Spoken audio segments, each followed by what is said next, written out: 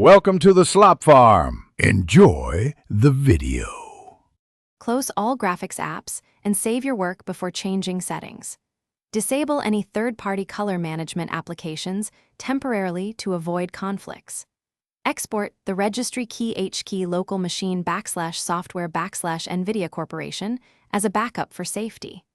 Create a Windows system restore point using Control Panel before you modify drivers or registry entries. Note the current driver version and color values so you can revert changes later if needed. Open Programs and Features and uninstall Nvidia graphics driver using Control Panel. Download the latest driver from Nvidia and choose Custom Clean Install during setup.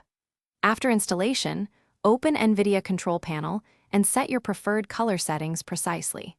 Click Apply to commit each change, and then restart the Nvidia Display Container Service from Services. MSC. Verify the values remain after a full reboot of Windows to confirm persistence. Open Color Management and identify any third-party ICC profiles for your display. Remove or disable those ICC profiles to prevent overrides of Nvidia color settings. If settings reset at login, create a task scheduler task to restart Nvidia Display Container at user logon. Check group policy settings and ensure no enterprise policies override display preferences.